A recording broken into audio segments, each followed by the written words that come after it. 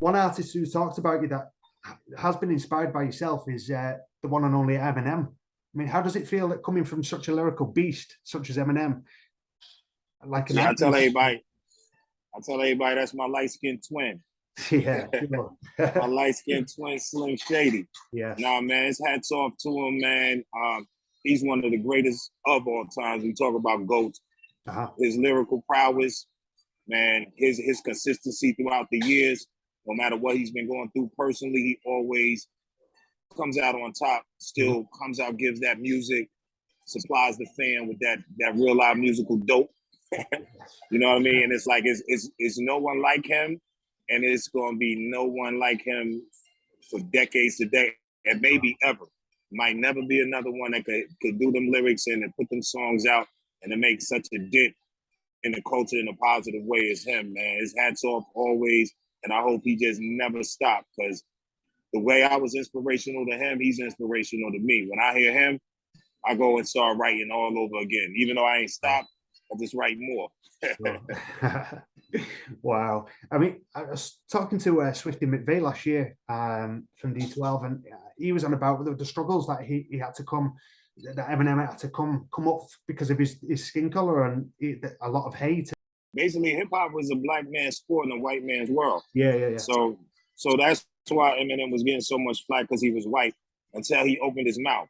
Oh yes, sure. And the skills took over all doubt, all naysayers, and he elevated the hip hop culture to a stratosphere that it would never have reached if it just was a black person's music. Yeah. You feel me? If it was just pigeonholed into just being a black person's culture or music genre, Eminem took it somewhere that right now he is the reason why we could really, he's one of the reasons why we have 50 years of hip hop coming up. Because when we came out, even 30 years, well, even when our originals came out, from Melly Mel Graham and Furious 5 and Run DMC and LL, I always heard, you know what, hip hop only gonna be here for about 5 more years. Okay. That was 50 years ago. Wow. So even now, like certain people, like, I don't like the young guys. Those who say that, you gotta take your hats off to the new generation. Sure. Because they keeping the culture bouncing for more decades and more decades. Well, actually just for eternity. For sure. Like, this is the beauty of the culture. It's like, it wasn't just mine. You know what I mean? It was ours. For sure. It wasn't just for black people. Blacks and Hispanics started hip hop. You feel what I'm saying? And don't get it twisted, whites was there too. The first female I ever heard rapping on a record was Blondie. Wow, yes, for sure. You understand what I'm saying? So, and what was genius, even with Def Jam, they knew that it could be some racial tensions with white groups. So you seen when Beastie Boys came out, they didn't even have their pictures on the album cover. Wow. And when you heard the music, you fell in love with the music. So by the time you found out they was white, your hate was erased. You was like, I don't care what they is. This shit right here is the bomb. Wow. I don't care what their skin color is. For sure. You feel me? But you see, even from then, Eminem came in, but he still had to kick the door open. So they knew this hip hop culture is multicultural, and everybody is a part of it, no matter what your background, no matter what your race.